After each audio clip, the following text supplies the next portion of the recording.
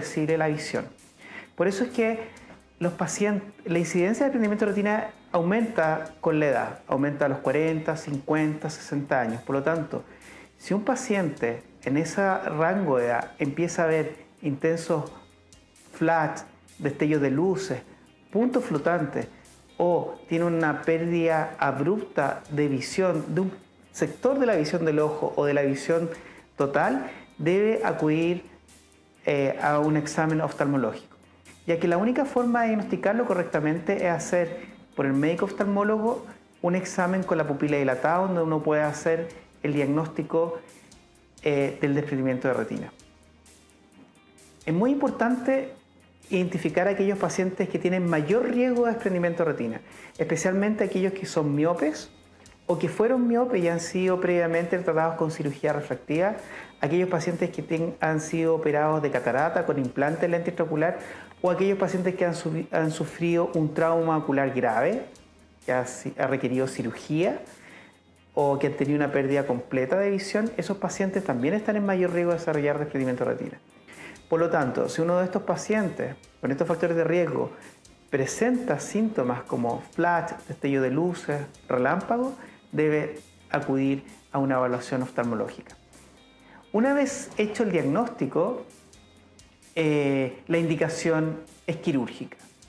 Y existen varias técnicas quirúrgicas para poder reparar un desprendimiento de retina, dependiendo de la extensión, la complejidad, el compromiso de la retina. Se puede realizar básicamente tres grandes técnicas. Una de ellas es la retinopexia neumática, otra es el implante de un cinturón de silicona alrededor del ojo, que se llama cirugía convencional, o la vitrectomía pasplana, en que generalmente se utiliza un tamponamiento con gas o con aceite de silicona, dependiendo de la experiencia del cirujano, la complejidad del caso, etc. Dentro de los tratamientos que usted nos comentaba para el desprendimiento de retina, ¿cuál a su juicio es el que ha tenido mejores resultados? Va a depender un poco de del momento del diagnóstico, de qué tan extenso sea el desprendimiento de retina, del número de desgarros que tenga el paciente. Por ejemplo, si un paciente tiene un desgarro único, superior, bien localizado, probablemente se puede realizar en forma segura la retinopexia neumática. Si el paciente es joven, a lo mejor la primera indicación es una cirugía convencional. Pero hoy en día en nuestro medio, acá en Chile, probablemente la cirugía más usada para el desprendimiento de retina es la vitrectomía con tamponamiento con gas o con aceite de silicona. Es una cirugía que tiene una tasa de éxito entre un 80 y un 90% con una cirugía. Y eso es muy importante que el paciente lo sepa, porque existe un porcentaje de pacientes que pueden necesitar más de una intervención para poder reparar el desprendimiento de retina. Para eso el desprendimiento tiene que haber sucedido no a largo tiempo atrás. Exactamente, el momento.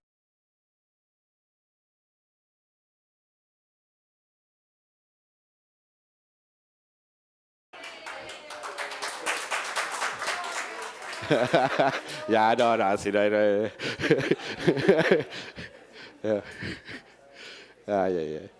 Ya, bueno. Loki, arriba, dígame. No, déjala ahí. Sí, no te preocupes. Está perfecto. Sí, gracias. Si hay agua, te agradecería una botellita de agua. Hay agua en la mesa para gases. Ah, ya. Sí, pero voy a preguntar si hay botella. Vale. Super. Ya, chiquillos, vamos a dar inicio. Ya se le salió esto a mi Loki.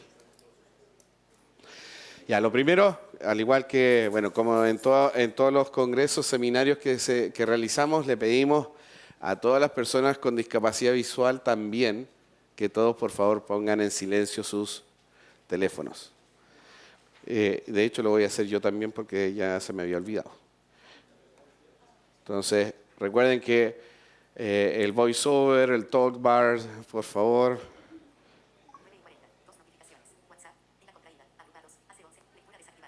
Lectura desactivada y silencio. Estamos. ¿Ya? Así que todos con sus celulares sin sonido, por favor. Bueno, antes que nada, bueno, darle a todos la bienvenida y en especial invitar al escenario al doctor Sebastián Beltrán, el director de Tecnología Médica de la Universidad Mayor, para que nos dé la bienvenida a su casa.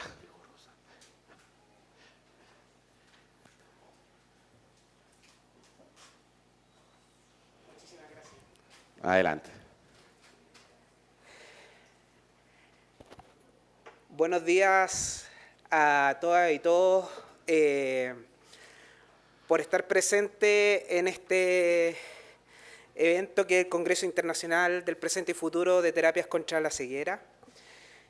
Realmente como Escuela de Tecnología Médica de la Universidad Mayor estamos muy contentos de poder recibirlo en nuestra casa de estudio y contarles que desde el punto de vista educativo nosotros este año pudimos reformar, rearticular nuestro plan de estudio en la mención de oftalmología y optometría, una de nuestras menciones de las 3 que nosotros tenemos en el nuevo plan de estudio, en la cual hemos incluido asignaturas que son bastante novedosas dentro del rol del tecnólogo médico que tenga que ver con las terapias de baja visión. Y hemos incluido elementos innovadores como también, por ejemplo, la terapia celular, el conocimiento y el uso de las terapias genéticas para poder implementarlas, ¿cierto?, en el área de las ciencias biomédicas y poder llevar a lo posible a las y los pacientes, ¿cierto?, que tienen discapacidades visuales. Hoy en día, dentro de la educación superior, tenemos un gran desafío y no es menor. Actualmente, en Chile, bueno, no somos el único país, pero en Chile y en Latinoamérica estamos viviendo una gran crisis de salud. Realmente, posterior a la pandemia, los efectos que nos han dejado colaterales, la infección por coronavirus y también tanto desde el punto de vista de salud mental, ¿cierto?, y el desafío a los distintos profesionales que componen los equipos sanitarios nos hacen tener más presente que podamos tener un trabajo multicolaborativo. Y esto yo creo que es importante y creo que es un motivo de felicitaciones también a la Fundación de que podamos extender muchos más lazos entre las fundaciones, los equipos sanitarios, ¿cierto?, y las universidades donde se genera el conocimiento. Esperemos disfrutar esta jornada que sin duda va a estar maravillosa. Desde el punto de vista personal, mi laboratorio de investigación se dedica a la terapia celular con células madres mesenquimales en distintos tipos de enfermedades, principalmente enfermedades neurodegenerativas. Y estamos trabajando arduamente día a día para poder tratar de encontrar y expandir el conocimiento científico para poder implementarlo obviamente en la medicina, que es lo que nos interesa y nos convoca hoy en día. Eso, bienvenido a nuestra casa de estudio y estas puertas siempre van a estar abiertas para este tipo de actividades. Muchísimas gracias. Gracias, Sebastián. ¿Estás por ahí? ¿Sebastián? Oh, acá está. Muchas gracias, Sebastián. Muchas gracias. Bueno, y aquí puedes intercambiar después conversación con los investigadores que han venido de tan lejos. Puede ser un aporte. Bueno, en segundo lugar, bueno, comentarles que Fundalurp, junto con otras 4 o 5 organizaciones, en el año 2017, aquí en Chile, cofundamos Retina Iberoamérica. Y en cada uno de nuestros eventos, siempre está presente Retina Iberoamérica, y más aún hoy, que está el presidente de esta entidad acá con nosotros, vino desde España, desde Asturias, así que por favor, Andrés Mayor Lorenzo, lo invitamos para que suba a darnos unas palabras.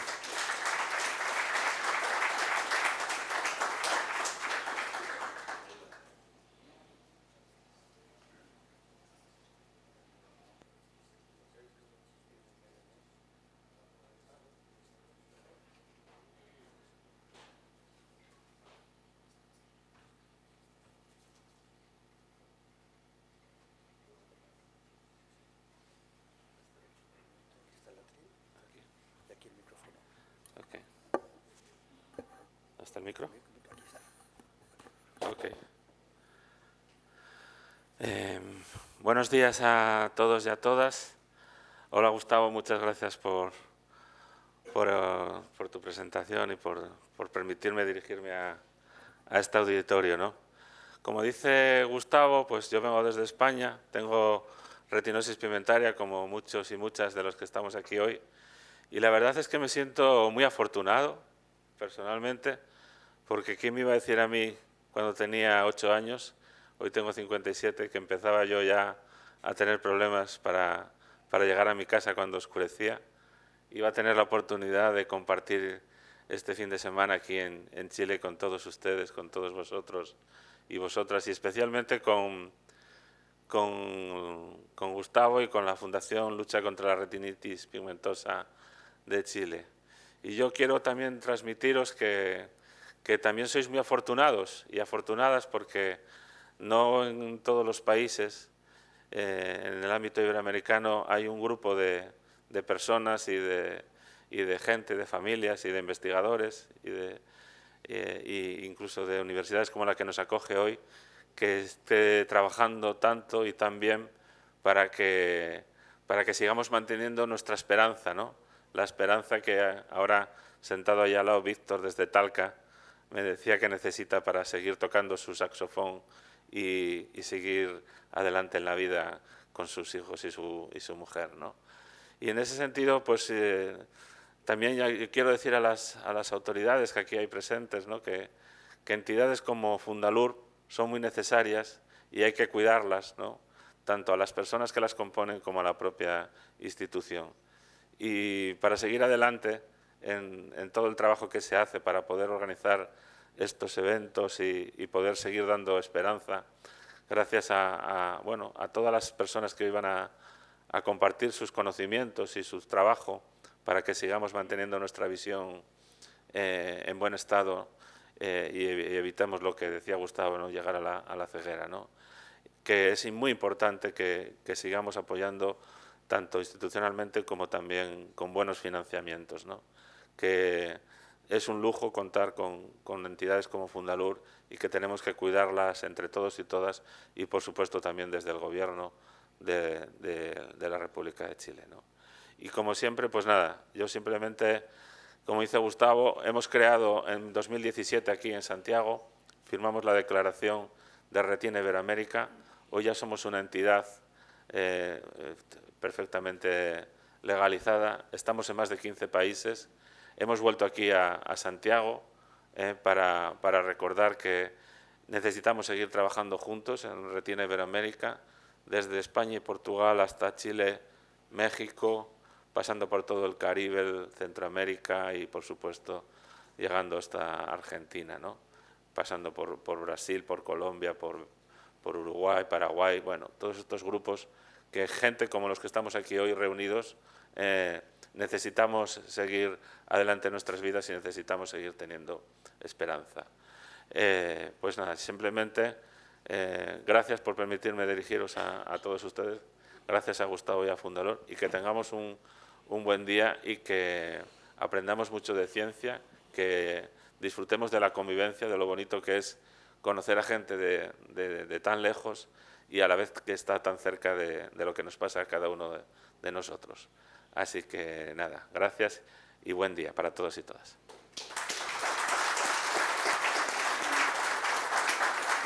Muchas gracias, querido amigo Andrés Mayor Lorenzo.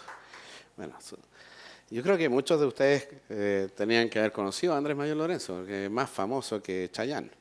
Así que, mejor que yo, por lo menos, sí, eso cualquiera. Bueno, este año ha sido un año donde hemos hecho un trabajo bien simpático, bien importante, y de repente se nos olvida que la sociedad civil no puede hacer todo solo, por lo tanto tenemos que trabajar en conjunto con la sociedad médica. Y en ese sentido, creo que le brindemos un gran aplauso a quien nos va a dar unas palabras de bienvenida a este congreso, inaugurándolo, la presidenta de la Sociedad Chilena de Oftalmología, la doctora Rosa Balcells. Adelante, doctora Rosa.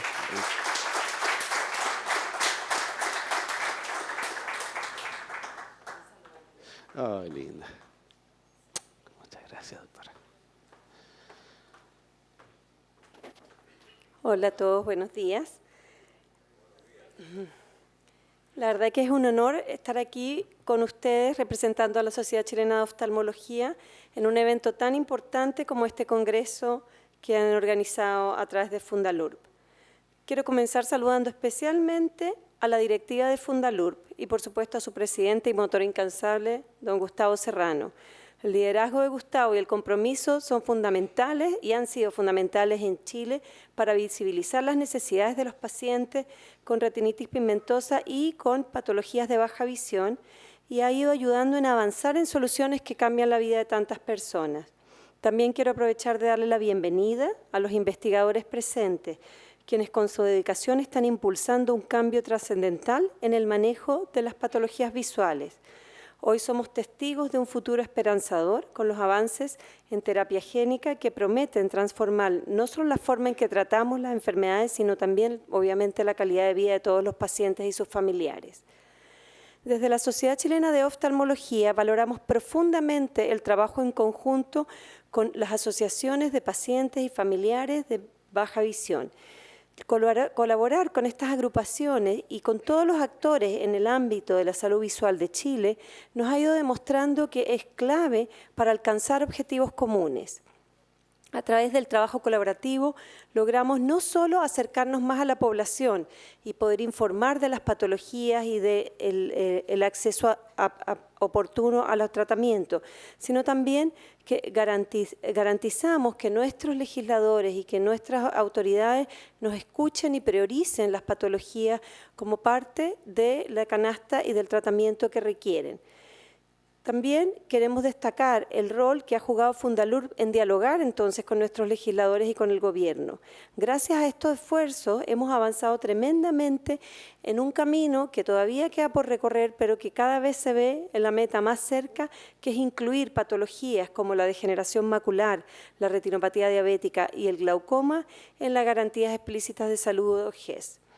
Asegurar que estas enfermedades sean tratadas y darle la importancia que merecen para que toda la población tenga acceso a los tratamientos oportunos, y eso mirando también a un futuro con la terapia génica. Finalmente, quiero dar un saludo especial al doctor Aguirre, padre de la terapia génica, cuya presencia hoy es un privilegio. Su trabajo inspira y nos recuerda el impacto transformador que la investigación y la ciencia pueden tener en la vida de todas las personas.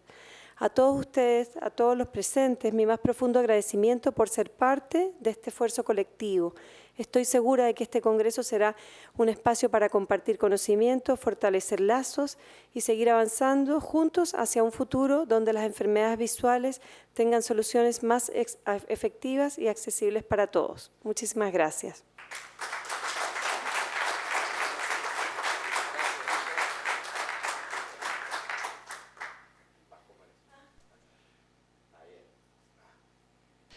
Muchísimas gracias, doctora Rosa. Siempre es un honor escucharla y reunirme con usted. Así que cuando quiera, seguimos, nos reunimos nuevamente. Bueno, chiquillos, bueno, ya todos les tengo que pedir un favor muy especial el día de hoy. ¿Alguien sabe qué fecha es? 16 de noviembre. Exactamente. Está de cumpleaños la fundación. ¿Ya? Entonces, cantemos. A la 1, a las 2 y a las 3. Cumpleaños feliz, te deseamos a ti. Cumpleaños Fundalurb, que los cumplas feliz.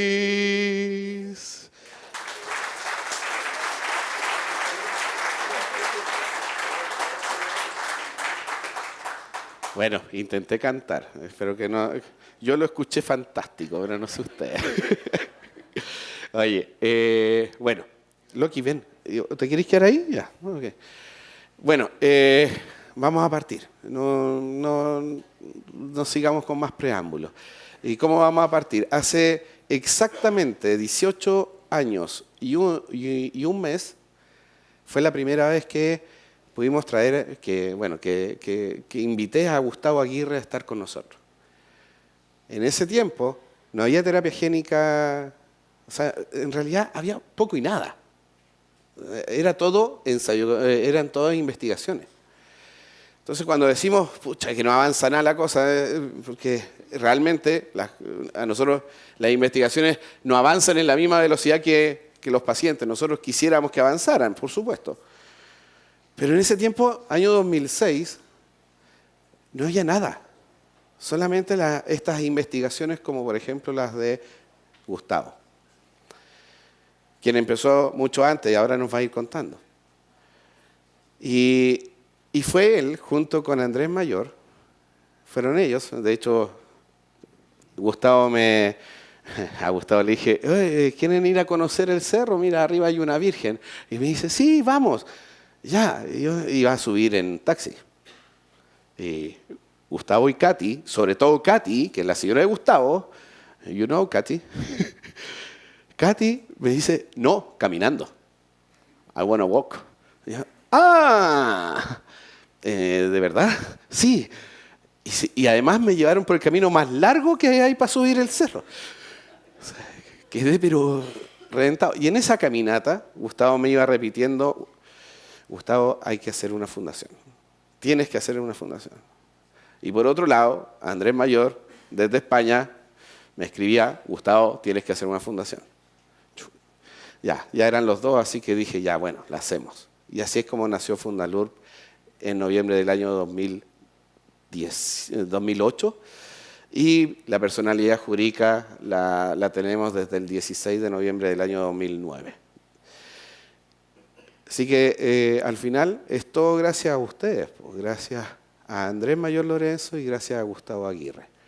Gustavo Aguirre, el padre de la terapia génica, y lo que sí les quiero pedir siempre, y que creo que es una cosa que nos hace falta como sociedad y como mundo, es ser agradecidos y reconocer a la gente. Reconocer cuando las cosas se hacen y se hacen bien. Y hoy día, sobre todo hoy día, Gustavo, te invito a que nos deleites con tu charla magistral para saber el camino de la terapia génica, cómo fue que llegamos a hoy tener Luxturna y sobre todo agradecerte montones. Adelante, Gustavo.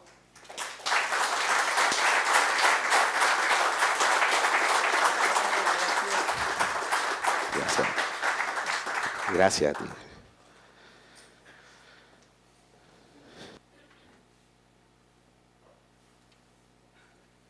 Creo que necesito ayuda con el ordenador para cambiar. Buenos días, es un gusto estar con ustedes otra vez. Los que me conocen, y yo he estado aquí muchas veces, saben que soy cubano, aprendí el español mal y se me olvidó casi todo. Gracias. Y para avanzar, aquí, y la luz, esta. Muy bien, perfecto. Así es que si digo algún disparate, perdónenme, porque las palabras me faltan. Las diapositivas están, la mayoría en inglés, algunas en español, o como dicen los españoles del País Vasco o de Barcelona, es que no es español, es castellano. Y entonces, y tengo las diapositivas para que me que me dirija a lo que voy a hablar. Así. Bueno, este es un grupo en que es un trabajo de no una persona, sino de muchas personas. En la Escuela de Medicina, el doctor Sidesian y Jacobson. Y fatal, el doctor Jacobson murió hace casi 2 años este enero. Fue una pérdida para la ciencia y la oftalmología enorme. Por suerte, Tomás Alemán, que también es cubano, pero como yo refugiado en los Estados Unidos, ha seguido el trabajo en el Centro de Investigaciones de la Universidad de Pensilvania. Y como siempre, trabajando con William Beltrán, que va a hablar después de otros estudios que hemos hecho. Y muchos de los vectores que usamos al principio fue el doctor Houseworth de la Universidad de la Florida, pero ahora estamos con otros grupos. Cada vez que vengo a Chile, siempre tengo que decir algo de política. La primera vez que vine, o la segunda vez que vine, por suerte teníamos al presidente Obama, que fue después de 8 años de un poco de vergüenza del Bush que tuvimos por 8 años. Y por mala suerte siguió el tonto Trump, que vino después de 9 meses de mentiras, idioteces y tonterías, se estuvo presidente por 4 años. Esperaba venir este año con buenas noticias, que una presidenta, Kamala Harris, hubiera sido presidente. Pero no, el sinvergüenza ha volvido a los Estados Unidos. Y ahora tenemos al Trump por lo menos 4 años y los que le siguen no son tan buenos tampoco. Ahora bien, vamos a ver algo más interesante con mejor promesa y es de la terapia génica. Y este estudio que empezamos en 2001, que lo publicamos en el periódico Nature Genetics, es la primera vez que hubo buenos resultados con terapia génica para la retina. Este estudio, todos los estudios antes de terapia génica retinal eran interesantes, daban promesa, pero no daban resultados. Y esta fue la primera vez que teníamos estos resultados. La enfermedad es la amarosis congénita de Leber, en que está causada, es un síndrome que está presente en niños que tienen muy poca vista o ceguera completa y tienen nistagmo pendular, porque ya que los ojos como no se fijan y la retina no funciona, tienen nistagmo y es autosómica recesiva. En ese tiempo había como 9 diferentes tipos de Leber en niños, después subió a 15 y ahora tenemos por lo menos 20 genes diferentes que causan esta enfermedad. La mutación que estudiamos fue RPE65, que afectaba en ese tiempo y ahora también como el 10 a 15% de los pacientes. Pero aquí en Chile no hay pacientes con RPE65. Así que lo estoy dando algo de historia, no lo que actual aquí en Chile. Pero hemos aprendido muchos ejemplos de cómo conducir estudios para el futuro. Lo que vemos en el perro, que es el animal que usamos para los estudios, es que el electroretinograma está muy disminuido. Es menos del 10% del electroretina. Las ondas son menos del 10% normal. El fondo del ojo está completamente normal cuando el perro es joven. Hay degeneración después cuando el perro ya es más adulto.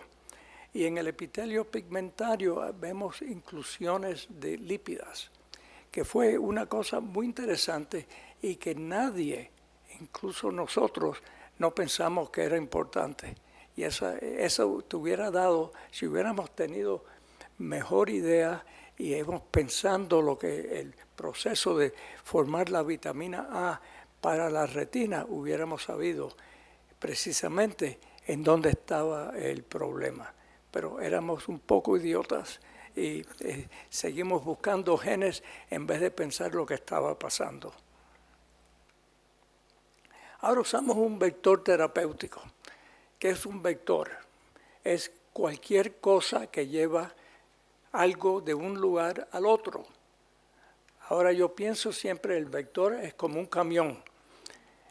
Es difícil aquí en español. En Cuba un camión es una cosa grande que lleva con contenido. En México un camión es una guagua.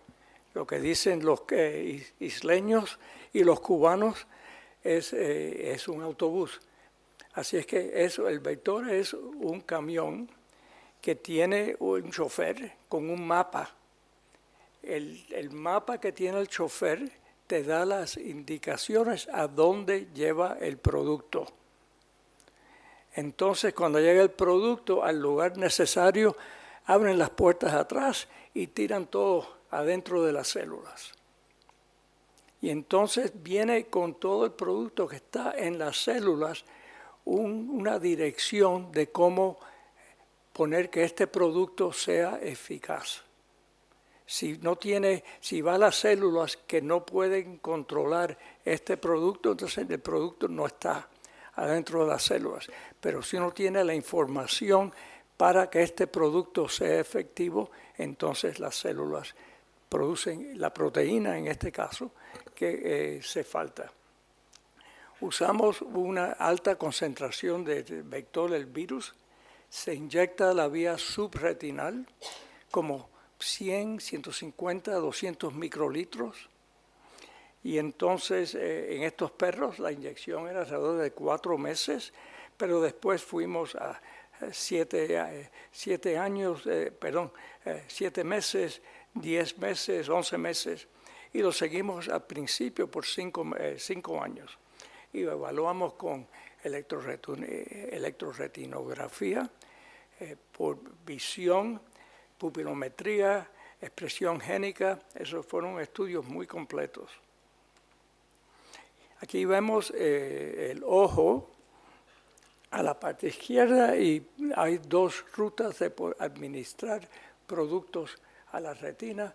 Uno es a base de la vía intravitreal, que es la que a mí me gusta porque yo no soy cirujano y puedo poner una aguja dentro del ojo sin ningún problema.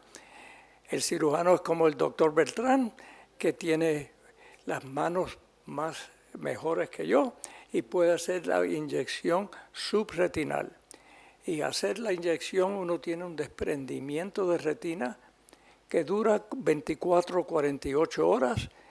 El líquido se absorbe y la retina se vuelve a pegar al epitelio pigmentario. Y el ojo se queda completamente normal, a menos que hay una cicatriz pequeña en donde hizo la retinotomía. Esto es muy bonito. Aquí inyectamos en la parte subretinal. Aquí, ¿no? Inyectamos en la parte subretinal y tenemos la respuesta a la inyección se vuelve normal. Esto aquí no está. Aquí tenía una foto, pero desapareció en poner mi memory drive en la computadora. Y si se pone en la vía intravitreal, no hay respuesta. Así que aprendimos desde el principio que había que hacer la inyección en el lugar preciso, que era subretinal. Y esto se dio unos resultados magníficos. Seguimos los perros por 5 años. Muchos grupos repitieron el mismo estudio con los mismos resultados. El mejoramiento de visión, tenemos la respuesta retinal, usamos lo que le llaman MRI, no sé cómo dice en español. ¿Cómo? Resonancia magnética. Y vemos que tenemos en la corteza cerebral de la parte visual que las respuestas vienen. Sí, fue un éxito. Y en ese tiempo el perro que fue tratado, bueno, teníamos 3, pero uno que era muy, muy agradable, muy bonito y todo el mundo lo quería, se llamaba Lancelot. Y Lancelot fue a Washington. El presidente Bush no lo invitó, pero el Senado y el Congreso sí lo invitó. Y entonces, y fue una de las razones que cantidad de fondos para investigaciones vinieron a estudios de la retina y de terapia génica. Y aquí tengo el grupo de enfermedades que el grupo de nosotros ha tratado, empezando con la atrofia de levers, amaurosis congénita de Leber. Hemos tratado acromatopsia con muy buenos resultados, la retinosis ligada a la cromosoma X, la enfermedad de Best, que voy a hablar esta tarde, la de una que el doctor Beltrán va a hablar esta tarde, de una mutación del gen NPHP5 y otra de rodopsina. Así que voy a tocar en algunas de estas, no todas. Ahora vamos a ver, ¿qué es lo que aprendimos de Levers, del estudio RP65? Que fue muy importante.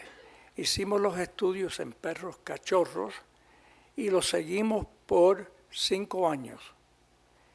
Y la retina se mantuvo perfectamente normal.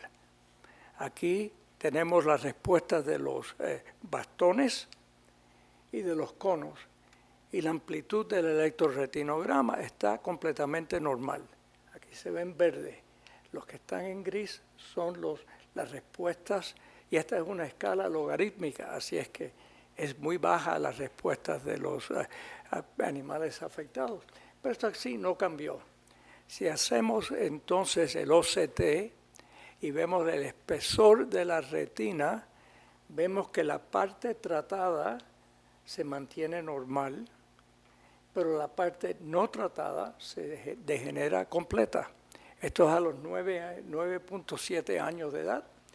Y entonces después el mismo perro, a los 11 años, ya la retina está completamente normal en la parte tratada y está toda degenerada en la parte afuera. Eso es un éxito. Bueno, el éxito es relativo. Porque una de las preguntas que el doctor Jacobson siempre hacía es, ¿el tratamiento es por el resto de la vida, sí o no? Y en los estudios que ellos hicieron en pacientes, daban sus indicaciones que el tratamiento no era forever. Nicolás, ¿cómo se dice forever? ¿Por siempre? Para siempre. Ok, gracias. Ahora voy a dar la charla en Spanglish, porque se me olvidó el inglés y el español. Pero todos los estudios en perros y ratones se hicieron con los animales eran jóvenes. Y lo único que se examinaba era la función visual o el electroretinograma. Todo magnífico. Inyectábamos, todo perfecto. Pero los pacientes, ¿qué pasó? Cuando en 2013... Sidesian, Jacobson y el grupo de nosotros examinamos los perros y los pacientes, vimos que la retina después del tratamiento seguía degenerando. Y seguía degenerando, depende del estado de la retina al tiempo del tratamiento. Y eso, si tiene buena función retinal, pero se continúa la degeneración, entonces llega un punto que cuando la degeneración es completa no hay función. No es nada, uno no tiene que ser súper inteligente, no. Tiene que ser muy bruto para no reconocer que si la degeneración continúa, lo que queda de visión se pierde. Y eso en 2013. Y entonces en 2005 los estudios de Jacobson y también del grupo en Inglaterra vieron que aunque los pacientes tenían bastante rescate de visión con el tratamiento, algunos seguían la degeneración y la función visual bajó. Entonces eso es alarma. Aquí tenemos las banderillas rojas, dice tienes que pensar lo que está pasando. Y por eso decidimos hacer un estudio en perros en que empezamos con 4 perros a edad entre 5 a 6 años de edad. Y hicimos el tratamiento con terapia génica y esperamos 4 o 5 años más. Imagínense, no hay ningún producto que pueda ir al mercado que uno tiene que esperar 5 años para hacer el primer tratamiento para ver si tiene eficaz, si es eficaz, y después esperar 5 años más. Para que vean, 4 perros mantenidos por 9 años para hacer este estudio costaron $171,000 en total, nada más darle de comida y limpiarle la jaula. El resto fue estudios que cuestan casi el doble o el triple. Pero eso aprendimos en el perro, fue muy importante esperar, pero no se puede llevar un producto el FDA o cualquier, en Europa, EMA, que los que aprueban las terapias esperando 9 años, ya eso no es posible. Pero en este estudio aprendimos que era necesario para saber si el tratamiento iba a ser permanente.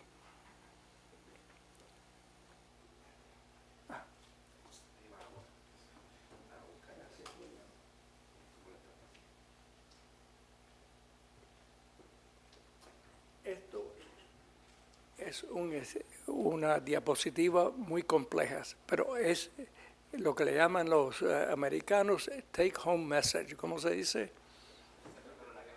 ¿Cómo? Mensaje para llevar a casa. El mensaje para llevar. Si la retina tiene en el espesor de fotorreceptores más del 60%, el tratamiento es permanente.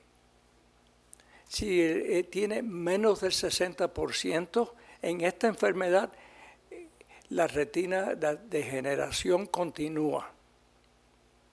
Y eso es unos estudios con el grupo de Sidesian y Jacobson que fueron muy importantes, ya que sabemos cómo interpretar los resultados clínicos.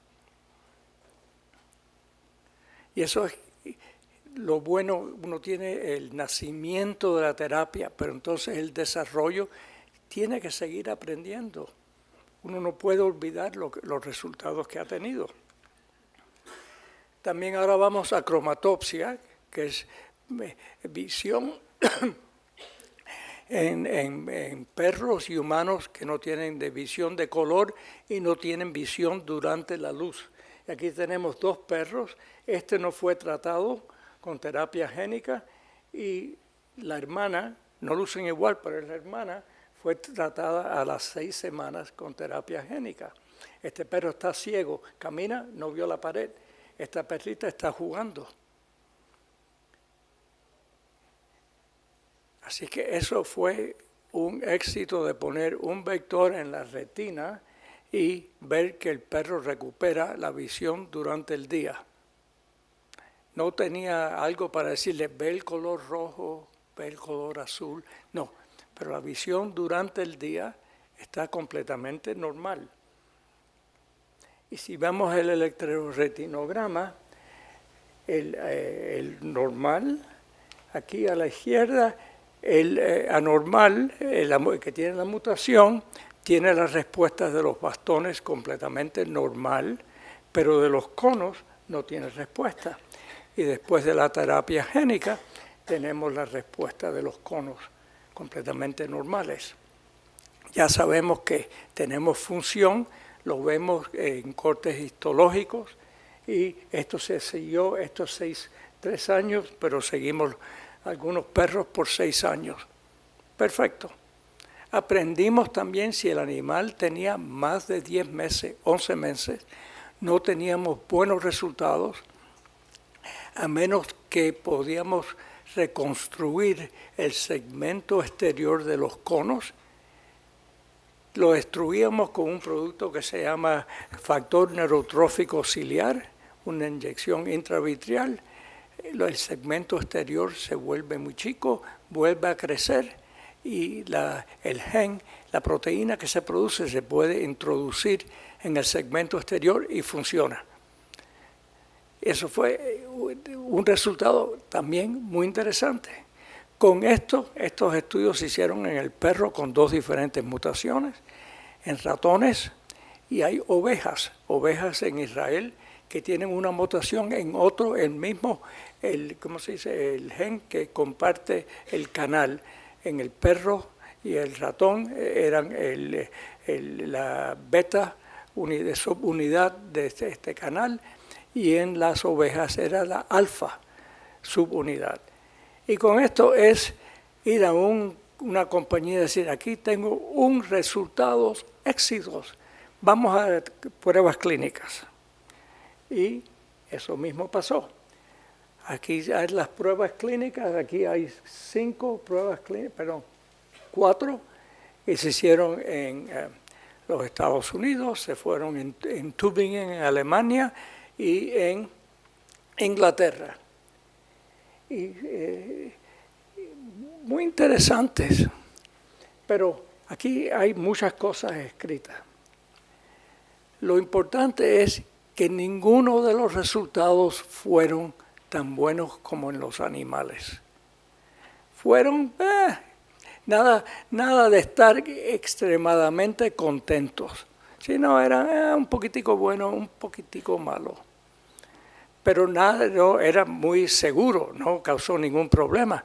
Pero los pacientes, todas las compañías creían, aquí tenemos, mira lo que pasó en el perro, la persona ahora termina la terapia génica, se monta en el coche y sale, se compra un Ferrari y puede salir, como a Gustavo le gustan los carros deportivos, y se va a 50 millas por hora, 60 millas por hora. No, eso no pasó.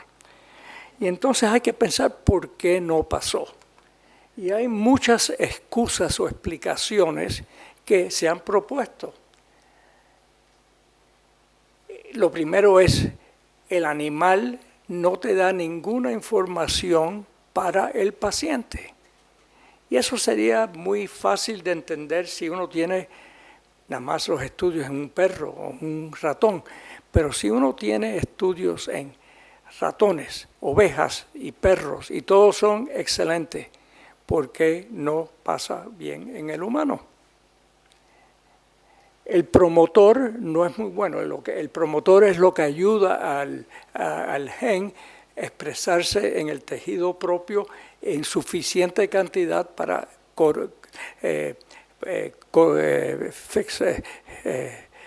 mejorar, tener la proteína. Bueno, el que se usa en Alemania y que se usó en Inglaterra no es muy bueno, pero este es magnífico. Eso es lo que William hizo en monos. Es un promotor magnífico. Una de las cosas, en todos los animales, el electroretinograma, la respuesta de los conos regresa. En el humano, no. Ahora bien, los problemas. Las inyecciones se hicieron en la fovea y la mácula, que es la parte más degenerada en estas enfermedades. Si uno pone el vector en la parte más degenerada de la retina, va a tener más problemas, en vez de ir afuera, en una parte que los conos se preservan mejor. Yo creo que el problema más importante es que los estudios en animales fueron muy detallados, muy precisos, y los estudios en los pacientes no. Asumieron que el paciente que tiene ceguera de luz fotópica por una mutación es igual al perro, es igual al ratón. Y los estudios no se hicieron y ahora lo están volviendo a hacer. Porque ven que cuando uno estudia, hace un estudio que se llama optiretinograma, en que ve con, ¿cómo se llama? Adaptive optics, óptica adaptiva, y ve los el segmento exterior de los conos, hay movimiento con luz en el normal, no hay movimiento en los pacientes. Así que tenemos que saber más del paciente antes de tratar el paciente, si no, no tenemos buenos resultados. Y eso es una de las cosas que hemos aprendido ahora. No todo se puede hacer directamente. Funciona en el perro, ¡bum!, vamos al paciente. ¿Necesitamos estudiar al paciente? No, porque el perro está bien estudiado. No, hay que estudiar no solo el animal que se usa para el tratamiento, sino el paciente que se va a tratar. Y si no sabemos del paciente, no tenemos resultados. Así que esto ahora están volviendo a reinventar la rueda. Y entonces van a estar los estudios que se debían haber hecho al principio, se están haciendo ahora. Y un grupo de la Universidad de Pensilvania con Jessica Morgan está con una compañía y ella no me puede dar resultados porque esto está firmado con contratos y hay que mantener completamente seguridad sin información. Estos resultados van a estar publicados dentro de poco y espero saber los resultados. Perdón, hable alto porque no oigo bien. Yo no soy doctora, soy mamá. Okay. Dentro de toda mi ignorancia, las frecuencias en que se usan los medicamentos, las frecuencias con las que se usan los medicamentos no tendrían que ver en cuanto a porque se generaba en algún momento la retina, o sea, eso es lo que yo entendí, que se iba degenerando el humano, ¿no? Pero no tendría que ver con las frecuencias en que se va dando el medicamento, en que se puede repetir o no. Una pregunta perfecta. Es una inyección. Por eso cobran centavo. Si fuera una inyección a la vez. Y no se ha probado hacerlo como más de una vez. Sí, Porque ya se deterioró. con la misma enfermedad, hacer una inyección 2 veces, si no tiene buen resultado, o si tiene buen resultado pero decae ¿cómo se llama? Los resultados, pero si hace la inyección y no tuvo resultados, pues no puede hacer otro, porque se controla la inflamación. Muchas gracias. Disculpe que lo haya interrumpido. No se preocupe. Ahora puedo tomar agua. Seguramente al final del día vamos a tener un espacio de preguntas si es que nos dan los tiempos, ¿vale? Adelante, don Gustavo. Hemos tenido mucho interés en la retinosis ligada a la cromosoma X y encontramos 2 razas de perros que vemos aquí que tienen mutaciones en el gen RPGR que causa retinosis. En un grupo es más lenta y se preserva la parte central y la parte periférica se degenera y avanza la parte central. Y en el otro grupo es mucho más joven que cuando tienen la enfermedad y avanza más rápido y es central y se va a la parte periférica.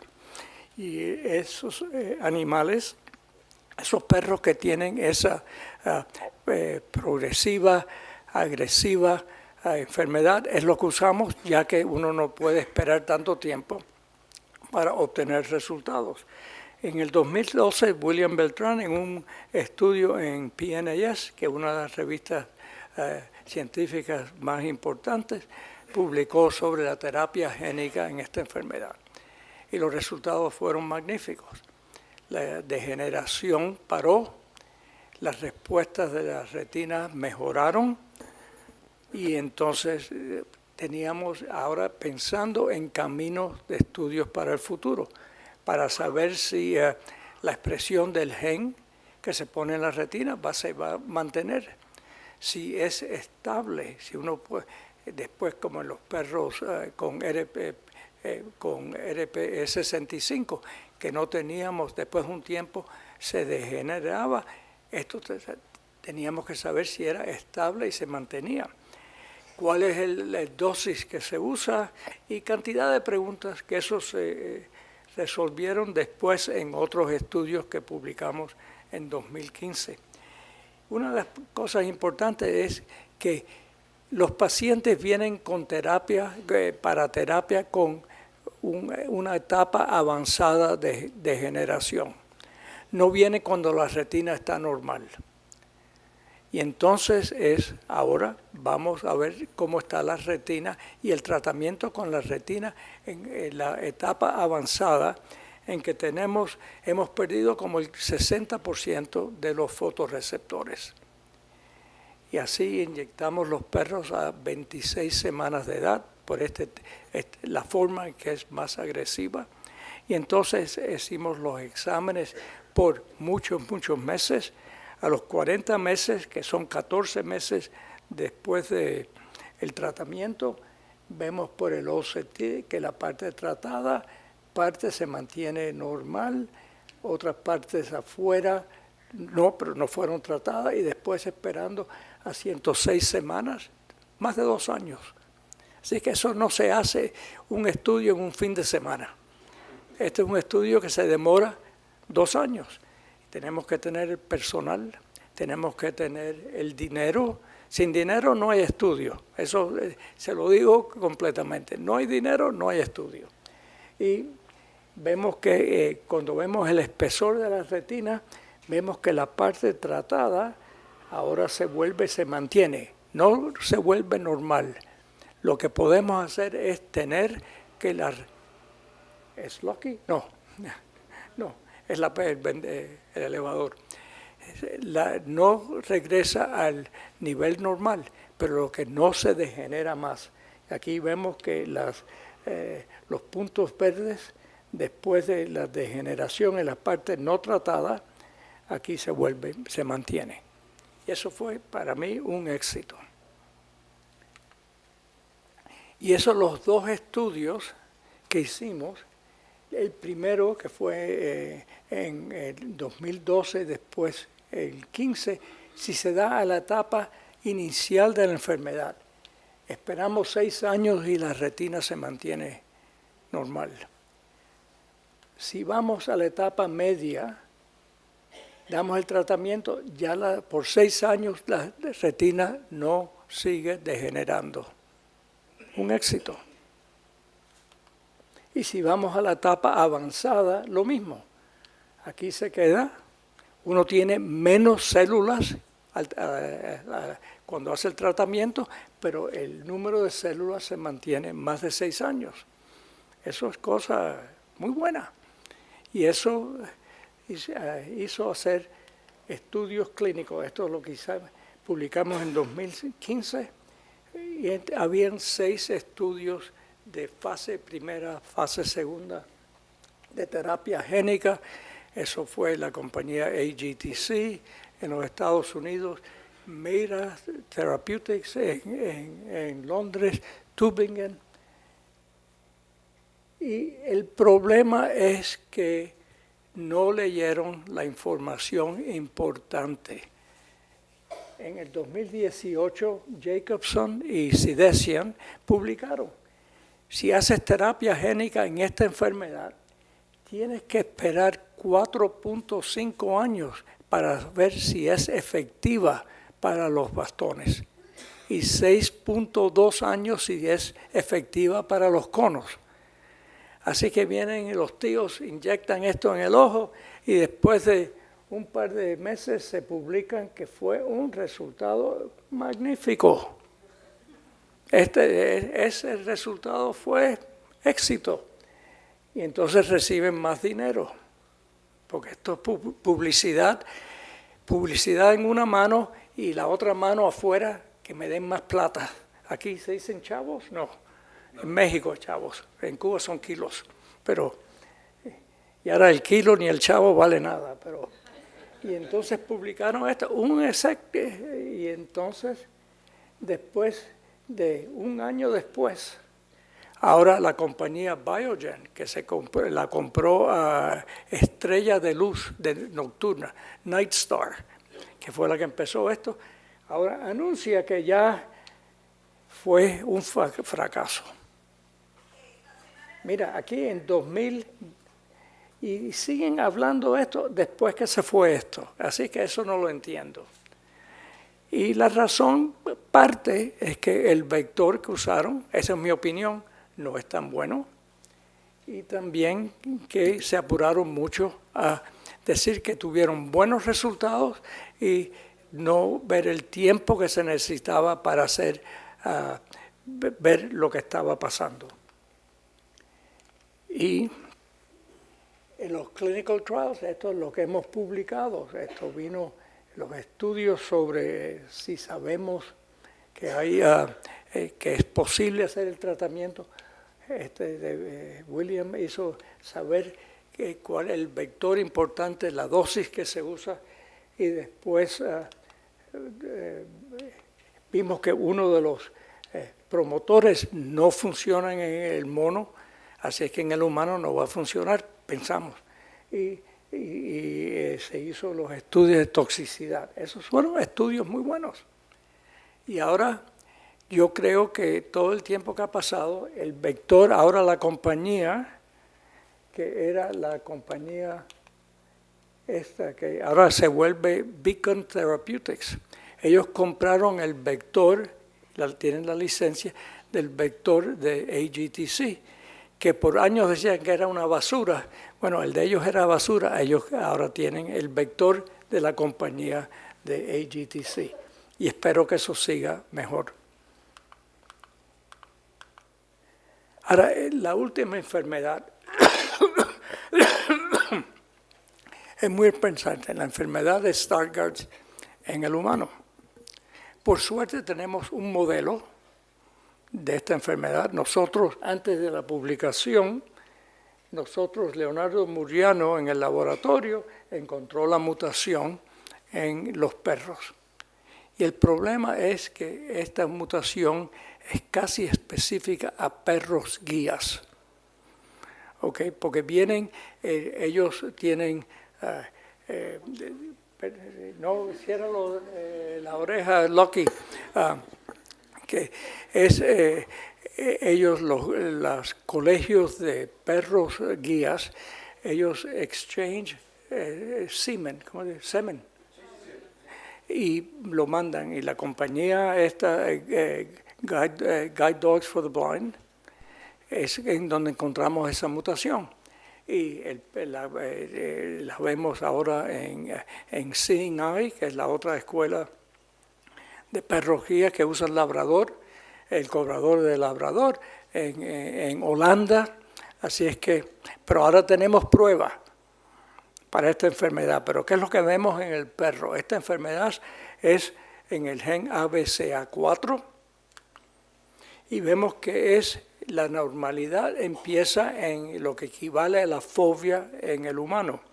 Vemos aquí autofluorescencia en la parte central y vemos atrofía de la parte de lo que le llamamos la fobia, lo que equivale a la fobia en el humano. Y este joven de 2 años y medio, aquí de 9 años. Y esta es la hija de mi perra. Mi perra es portadora de esta enfermedad.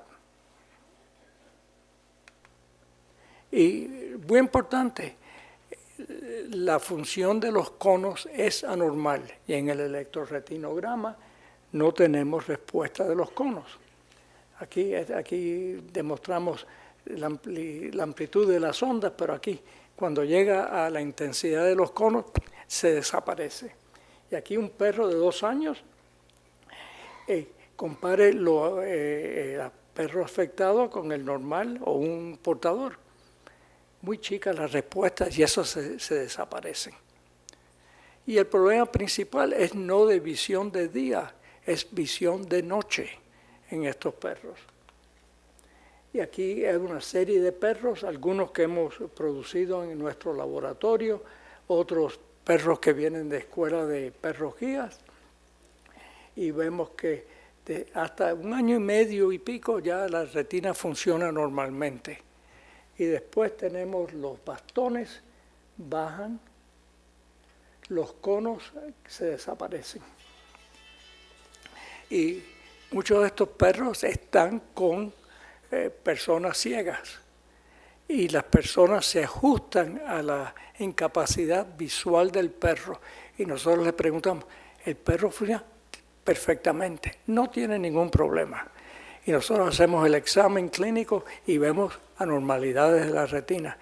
Y lo que la persona ha hecho es limitar su vida con el perro a lugares que el perro esté cómodo. Y enseguida que los perros van con un entrenador, nada más 20 minutos el entrenador dice, este perro tiene problemas con la vista. Ahora, el retinograma focal, multifocal, vemos aquí también que las respuestas no están. Lo bonito de esto es que hay un gen muy importante para personas y muy importante para perros. El gen es muy grande y por eso no podemos usar los mismos vectores. Y eso es lo que estamos haciendo ahora con el dinero del NIH para ver qué vectores se pueden usar o rutas de administrar este virus, porque el virus es muy grande. Perdón, el gen es muy grande y no cabe en los virus que son magníficos para terapia génica. Así que eso es un camino. La otra cosa que es importante para Gustavo y las personas que tienen perros guías, nosotros con gusto hacemos las pruebas genéticas gratis. Si me mandas las muestras, hacemos las pruebas y tenemos que hablar qué perros necesitamos muestras. En sí es el padre y la madre, es lo importante. Si el padre, los dos son normales, no te preocupes de los cachorros. Si uno es anormal y el otro, si uno es portador y el otro es normal, tampoco te preocupas, ya que los perros van a estar, algunos portadores, 50%, pero no van a tener problemas visuales. Así con esto los dejo. Esta enfermedad muy interesante y ya llegamos a un lugar en que los estudios en el perro ayudan al estudio de la persona. Gracias. Arriba, Loki. Gracias, Gustavo.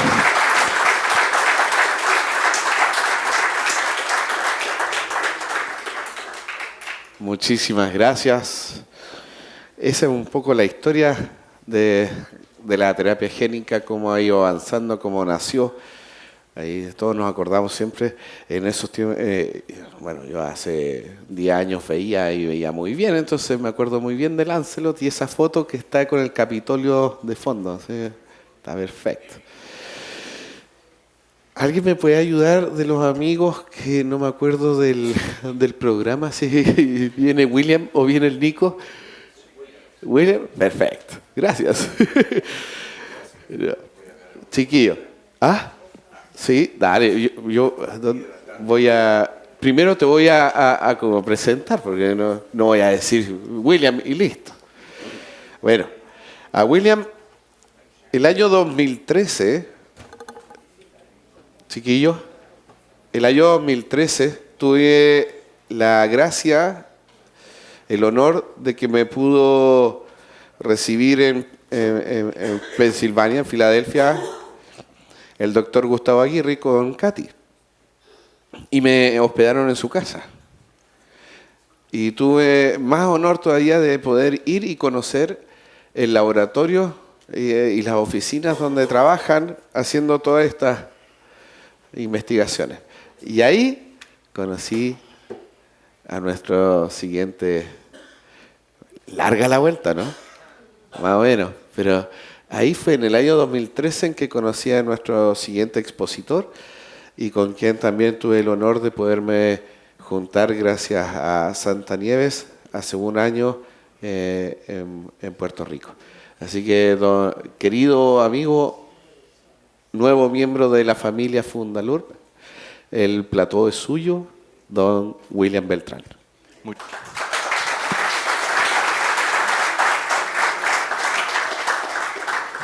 Buenos días a todos ustedes. Sí funciona, ¿verdad? Bueno, pues Ok, pues muchísimas gracias. Gracias a la Fundación Fundalur, todos sus miembros, a Gustavo por la invitación. Es la segunda vez que vengo aquí a Chile. La primera vez fue unos 23 años de luna de miel con mi esposa. Entonces, un placer estar de vuelta. Quería decirles que yo soy veterinario, oftalmólogo, trabajo en la Universidad de Pensilvania con Gustavo Aguirre, y si tengo acento medio raro es porque mi padre es colombiano y mi madre francesa, entonces culpa de mi mamá. Entonces, hoy les voy a hablar, ustedes oyeron una charla muy interesante hablando de terapia génica y van a oír más de terapia génica durante el día, pero ahora vamos a cambiar un poco el tema y hablar de otra estrategia que son las terapias celulares y en particular que han sido desarrolladas para tratamientos, para enfermedades de la retina. Entonces, la primera cosa que quería decir es que las terapias celulares que se están desarrollando ahora tienen como meta de tratar de reemplazar a dos tipos de células que se encuentran en la retina. Una son los fotorreceptores, ustedes oyeron ya que hay dos tipos de fotorreceptores, los bastones y los conos. Y el otro tipo de célula que existe también en la retina, que puede estar enferma y degenerar, es lo que se llama el epitelio pigmentario de la retina. Entonces, ustedes oyeron de la mutación del RPE65, pues es una enfermedad que afecta al epitelio pigmentario. Lo que estoy mostrando ahora es un diagrama que muestra las diferentes etapas de la enfermedad de la degeneración. Y creo que el mensaje lo más importante es que ustedes hoy van a oír de varias estrategias, pues esas estrategias sirven, pero para unas etapas y no otras. En el caso de las terapias génicas o de estrategias de lo que se llaman neuroprotección, la idea es de o corregir o proteger a las células, en particular a los fotorreceptores.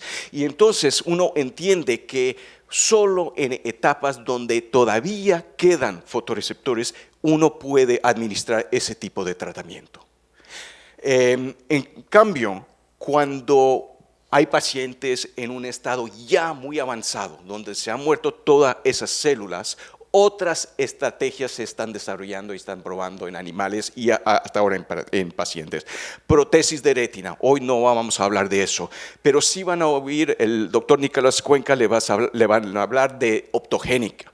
Eso sí es una estrategia interesante, y también lo que les voy a hablar hoy es del reemplazo de los fotorreceptores. Entonces, esas estrategias es más bien para fases avanzadas, cuando ya no quedan ninguna de las células que estamos tratando de curar, que no quedan fotorreceptores o células del epitelio pigmentario.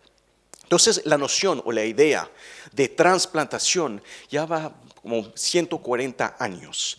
En realidad, en Francia, en 1885, un oftalmólogo llamado el doctor Chibret tuvo una idea un poco loca, que creo que cada oftalmólogo ha tenido en su vida, es la de trasplantar un ojo.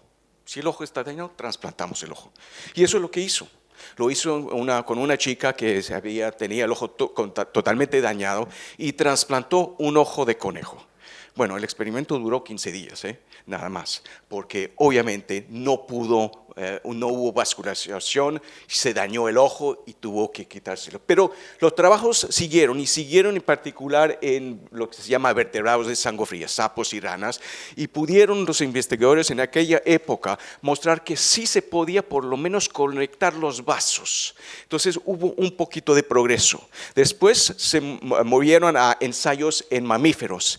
Igual, la anastomosis vascular sí funcionaba, pero lo que no funcionaba era volver a conectar el nervio óptico del ojo que estaban trasplantado con el resto del nervio óptico del paciente.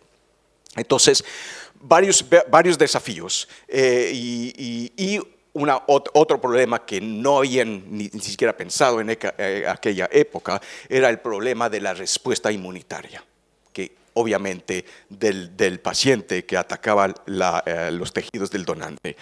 Y durante 30 años, por lo menos, otros grupos, y eso ya casi nadie lo está haciendo, decidieron que, bueno, si no se puede trasplantar un ojo entero, ¿por qué no trasplantar un pedacito de retina debajo de la retina que está enferma en el paciente? Y hubo ensayos en animales, intentos en pacientes, y en algunos casos se vio un poco de recuperación de la agudez visual.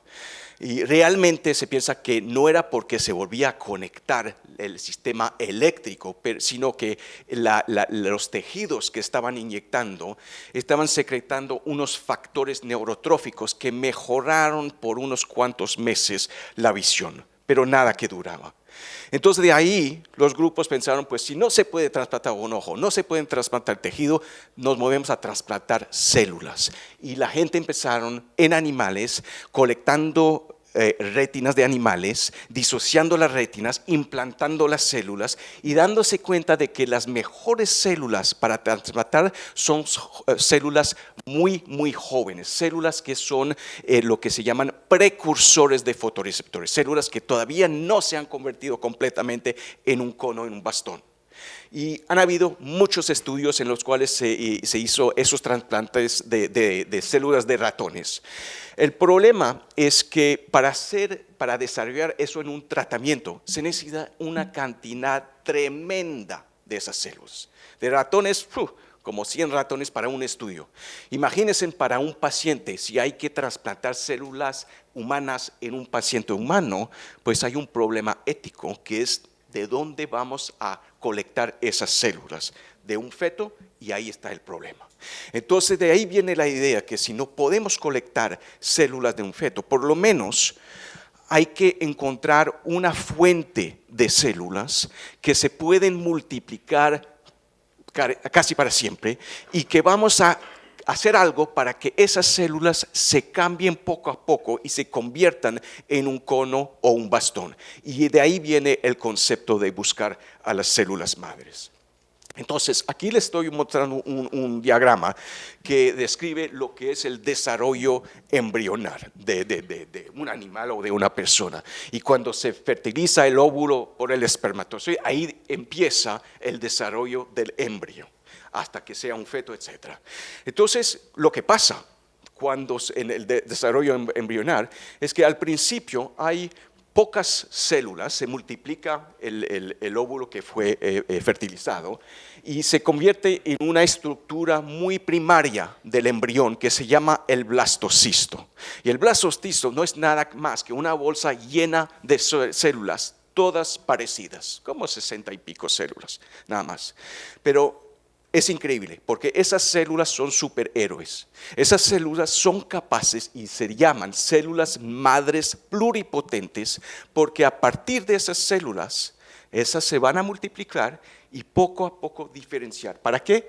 Para transformarse en todos los tejidos que existen en el organismo. Se vuelven en células de la sangre, en células, por ejemplo, de la piel, en neuronas, etc. Entonces, ¿la idea cuál fue? Pues si se puede colectar esas células pluripotentes, y eso es lo que se ha hecho, y cultivarlas, pues ahí está.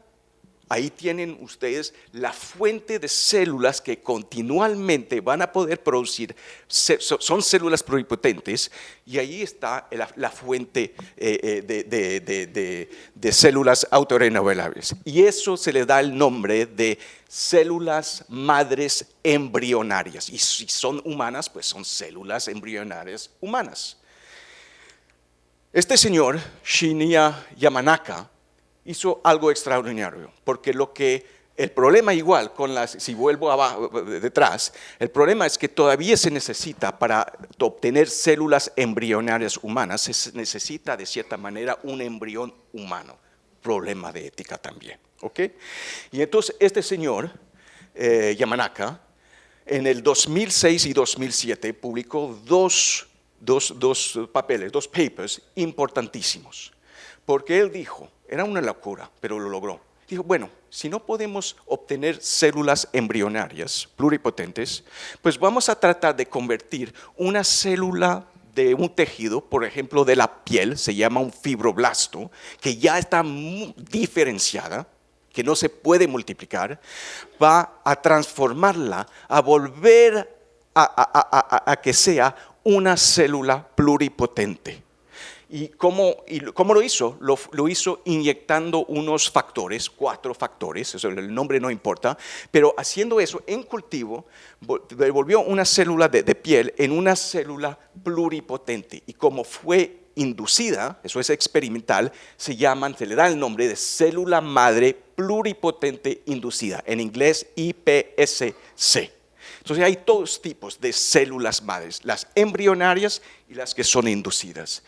Y con eso, pues se ganó el premio Nobel en el 2012.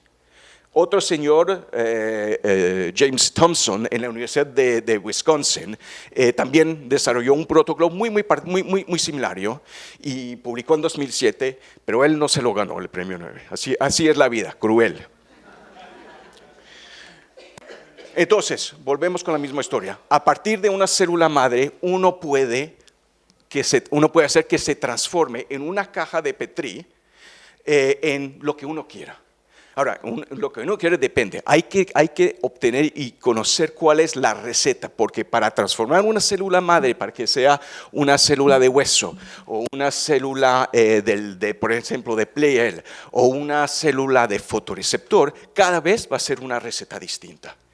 Y entonces, en el caso del desarrollar un tratamiento para las enfermedades hereditarias de la retina, igual lo que estoy mostrando, no importa que uno tenga una célula embrionar pluripotente o inducida, pero el objetivo es de diferenciar estas células, ¿para qué?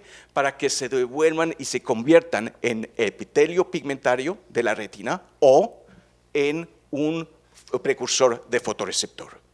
Y el señor que fue instrumental en hacer eso es uno de nuestros colaboradores, el doctor David Gamm, en la Universidad de Wisconsin también, y él pues justamente descubrió la receta para transformar una célula madre en epitelio pigmentario o en lo que se llama un organoide de retina. Un organo es un órgano, ¿okay? Pero en una caja de Petri. Y fue capaz de transformar esas células en lo que mostramos aquí, que es como un globo chiquitito, que está relleno de células en la superficie. Y cuando miramos precisamente qué son esas células, pues se ve que son fotorreceptores y que son fotorreceptores que se están desarrollando. Y entonces, en lo que estoy mostrando ahora son imágenes de inmunohistoquímica, están mirando en color a la capa externa de ese organoide, y en rojo aquí se ven más bien, son conos. Y tienen la forma, la estructura de conos. Ya no son células redondas, se están elongando. Tienen un segmento interno, un segmento externo que está creciendo. Tienen un axona. Y en amarillo o verde se ven en realidad también que hay en esos organoides, hay células del tipo de bastones. Entonces ahí está, en una caja de Petri uno puede producir una retina, y aquí está la fuente de células que tal vez un día uno pueda inyectar debajo de una retina que esté enferma. Entonces les voy lo que sigue, les voy a mostrar los tipos de estudios que se han hecho. Primero con el tema del epitelio pigmentario, que eso comenzó antes del reemplazo de fotorreceptores. Entonces hace 10 años, en 2014, se publicó en la revista Lancet el primer estudio donde los investigadores utilizaron células, en este caso eran células pluripotentes embrionarias que habían diferenciado en epitelio pigmentario, y los inyectaron en pacientes afectados con degeneración macular asociada a la edad y con pacientes de Stargardt. Y en algunos de esos pacientes, como en la mitad, se vio que se mejoró la agudeza visual. Entonces ya era bastante interesante. Otro grupo decidió que realmente, y era otra vez el grupo de Yamanaka y Takahashi, los japoneses, ellos ya sabían que un problema que iba a tener todo el campo de terapia celular es de la respuesta inmunitaria. Entonces, hicieron un estudio en el cual colectaron células de la piel de un paciente, lo transformaron en célula inducida pluripotente, hicieron la receta para que se transformara en epitelio pigmentario y volvieron a inyectarlo. Y tuvieron bastante éxito en el sentido de que esas células sí sobrevivían sin tener que tener un tratamiento inmunosupresivo. Otro grupo más tarde, en el 2018, utilizaron células embrionarias, pero en vez de inyectarlas, empezaron a utilizar un tipo de parche biocompatible en el cual se podía poner esas células y entonces tener una densidad mucho más alta y tener una superficie de la retina tratada aún más alta.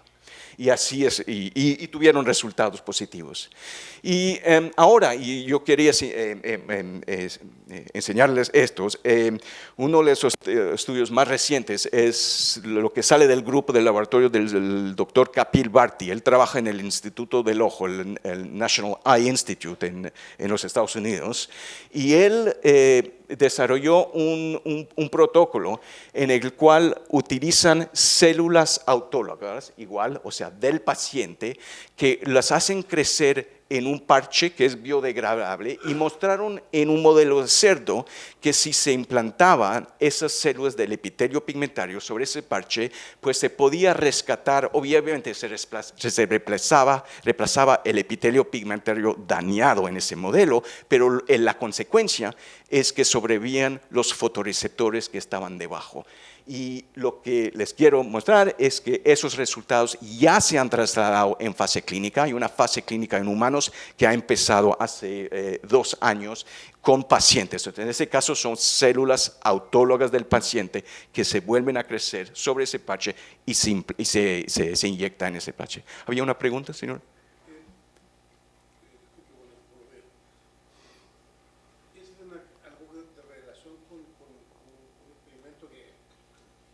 Diente, es como un diente de la misma persona donde se le agrega esa célula o es el mismo.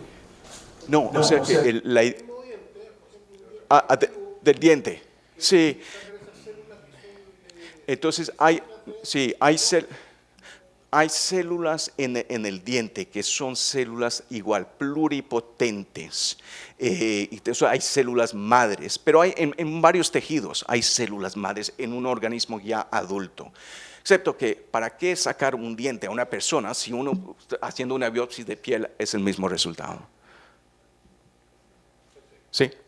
Entonces, la mayoría de los estudios, lo que se hacen ahora cuando se hace un trasplante de células autólogas, se colecta una biopsia de piel y esas células se vuelven a transformar, en vez de tomar una célula madre de diente. ¿Por qué? Porque una célula madre de los dientes ya está más diferenciada para producir ¿qué? Para producir un diente. Entonces hay que ir más anterior y tener realmente una célula pluripotente que, utilizando la receta que sea la buena, se diferencie en epitelio pigmentario o fotorreceptor, no en diente. ¿Ya me entienden? Bien. Entonces, les hablé del epitelio. Yo creo que obviamente otro tema es de cómo se reemplazan los fotorreceptores. Y aquí lo que tienen es una lista. Nosotros, en colaboración con el doctor David Gam, hace ya 6 años, empezamos a tratar de encontrar soluciones a unos cuantos de esos desafíos que tienen aquí en la lista. ¿Y cuáles son? Bueno, el problema de tumorigenicidad, una palabra que me cuesta sacar, que significa que la posibilidad de que esas células que estamos inyectando, que son células que se han diferenciado, tengan la posibilidad de seguir multiplicándose. Y eso obviamente es un problema porque hay un riesgo de ¿qué? De potencialmente tener un cáncer, una tumor en el ojo. Entonces, obviamente, gente que están desarrollando ese tipo de producto están mirando que no hay ninguna oportunidad que esas células sigan multiplicándose. Entonces, el primer problema. Segundo problema, ya les hablé de la inmunogenicidad contra el trasplante y les voy a hablar de lo que hemos hecho. Implantación de la cirugía. El hecho de inyectar una célula es diferente de inyectar, por ejemplo, ustedes oyeron, un virus y tuvimos que desarrollar la técnica. Integración de la retina en el receptor. Obviamente no es solo que la célula las inyectemos, que la célula sobreviva, se tiene que integrar en la retina del receptor. Primera cosa. Segunda es que no solo integrarse, pero conectarse. Un fotorreceptor es un neurona y recibe la energía de luz y transforma eso en una señal eléctrica. Pues si todo lo que hace es recibir la luz y no hace nada con esa electricidad, no la pasa a las células de la retina del receptor, ¿eso para qué sirve? Entonces, eso se llama el concepto de sinaptogénesis. Y el otro problema era, y eso por eso el campo tenía dificultades, es de encontrar modelos animales en los cuales la enfermedad recapitulaba las etapas de la enfermedad en los pacientes y donde había no solo un tamaño de ojo más grande, pero también un ratio de conos a bastones parecidos a los de los humanos. Entonces, lo que les voy a mostrar son un poco de los trabajos que nosotros hemos hecho y logrado. Y ahí se me constipó la presentación. Le di demasiado Imodium por la mañana. A ver, ya, se destapó. Bueno, ¿cómo se inyecta? Ustedes ya oyeron, no voy a cubrir eso, ya oyeron de la técnica de inyección de vector virales. Pues y así fue como empezamos. Utilizamos un tipo de jeringa con una aguja, entramos en el ojo por el vítreo, se desprende la retina, ahí uno tiene como se llama una ampolla subretiniana donde se inyectan el virus o las células, se vuelve a pegar en 24 48 horas y entonces uno tiene una zona de tratamiento. Y eso fue exactamente lo que nosotros hicimos al principio. Y aquí tienen una imagen donde se muestra una ampolla inmediatamente después de la inyección con las células. El problema que vimos con mucha frecuencia, que una gran cantidad de las células que habíamos inyectado debajo de la retina, ¡puf!, se salían en el vítreo y perdíamos muchas de las células en vez de estar en el espacio subretiniano. Entonces, obviamente eso no fue posible seguir con eso y trabajamos con el grupo de Kapil Bharti, en particular con Juan Amaral, que es un cirujano humano peruano, y él desarrolló en cerdos, y utilizamos la misma técnica en perros, una técnica en la cual tuvimos que realizar que para hacer una inyección había que hacer una vitrectomía primero, una inyección de balanced salt solution, ¿cómo se dice? De solución salina, para despegar la retina, como un globo, como los niños que van inflando un globo.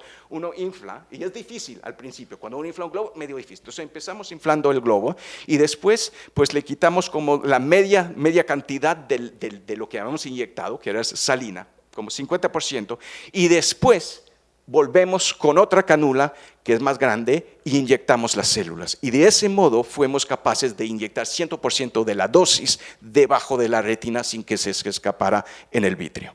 Entonces ya eso mejoró por lo menos el suministro de esas células. El otro problema que tenemos que hacer, porque estamos nosotros aquí inyectando células humanas en un perro. Entonces se dan cuenta de cómo el sistema inmunológico lo aprecia, ¿no? Ese tipo de. Entonces tuvimos que desarrollar un protocolo de inmunosupresión. Y aquí lo que estoy mostrando son imágenes a varias semanas, una semana, 4 semanas, 22 semanas después de la inyección de las células, en la cual se puede ver por fotografía de fondos o por OCT la presencia de esas células debajo de la retina. O sea que sobreviven si hay inmunosupresión. Si no hay inmunosupresión, pues a la una semana no queda nada.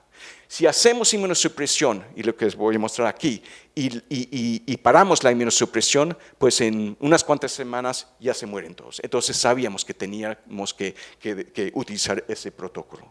Cuando utilizamos ese protocolo y inyectamos las células que están mostrando aquí en color, esas son las células humanas, pues en un perro normal está felices, se quedan, pero se quedan en el sitio donde no queremos que se quedan en el espacio subretiniano. Y esas células, para realmente tener una función, tienen que integrarse, tienen que meterse en la retina del donante. Y eso sucedía, pero en muy pocas veces, muy poco eran los sitios, y aquí les estoy mostrando una imagen de unas cuantas células bien integradas y que se están aquí, un rojo, desarrollando y transformando en su cono. Entonces eso era evidencia que sí era posible, pero que la cantidad de células que estaban haciendo eso, muy pocas. En cambio, cuando uno inyecta un perro ya mutante que tiene degeneración, ahí el problema de integración uno no lo tiene, porque hay unas barreras que ya con la enfermedad se vuelven más permeables. Entonces eso facilitó, que es una buena cosa, la entrada de esas células dentro de la retina. Y esto lo publicamos hace 2 años y seguimos con otros estudios. Lo que nos dimos cuenta es que realmente intervenir cuando la retina está completamente dañada, sí se integran, pero no están muy felices porque no pueden desarrollarse y tener una estructura normal, casi normal. Entonces decidimos de utilizar un modelo un poco menos agresivo, un modelo que mencionó Gustavo, de retinosis pigmentosa ligada al X, con una mutación en el gen RPGR. Inyectamos células y se podía ver, aquí se ven las células que son fluorescentes, así es la manera como podemos detectarlo. Y lo que vimos, pero en muy pocos lugares en la retina, es que esas células humanas se habían implantado, integrado y se habían localizado exactamente donde queríamos que se localizan. Aquí ustedes ven, son conos humanos en la retina del perro que se han completamente integrado en la retina del donante. Eso fue, pero muy raro es cuando vemos eso. No solo se integran, pero también, como les dije, los fotorreceptores tienen un axón, es como un brazo. Y al final de ese brazo hay una mano, que es la sinapsis. Y esa mano sirve ¿para qué? Para comunicar información a las células bipolares. Lo que les estoy mostrando aquí es que esas células humanas producen una mano y están en contacto. Están dando la mano a las células bipolares. No es prueba de función, pero sí es prueba de que por lo menos estructuralmente están haciendo lo que queremos que hagan. ¿Cuáles son los problemas que todavía tenemos que solucionar? El problema principal es el hecho de que aún con nuestra técnica de inyección subretiniana, las células las inyectamos, pero por gravitación en la ampolla se caen para abajo. Es como un poco esos globos de nieve que uno tiene, que uno va moviendo, pues a los 2 minutos, ¡pum!, ya se cae. Y es exactamente lo que veíamos. O sea que la zona que queremos tratar, si inyectamos, es bastante grande, pero donde se vuelven a localizar al cabo de unos 10 minutos las células es mínimo. Y entonces la idea es de utilizar ese tipo de parche biodegradable que otros grupos han utilizado, y en particular el grupo de Kapil-Bharti. Eso que les estoy mostrando aquí es precisamente uno de esos micromoldes en los cuales se han crecido, en este caso se muestra en color morado, células del epitelio pigmentario, y aquí también los fotorreceptores, los precursores. Y ellos han desarrollado una técnica en los cerdos que estamos ya implementando en perros, donde se puede implantar debajo de la retina una zona, un parche que tiene como 4 por 2 milímetros, que es bastante grande, donde hay esos fotorreceptores ya bien localizados y ojalá se pueda tratar una zona mucho más grande. Y entonces quería casi terminar mostrándole que también lo que es necesario es, y actualmente el campo necesita prueba de que no solo se integran, no solo sobrevivan, no solo alcanzan las otras células, ¿no?, dándoles las manos, pero que realmente hay una función, que haya una recuperación.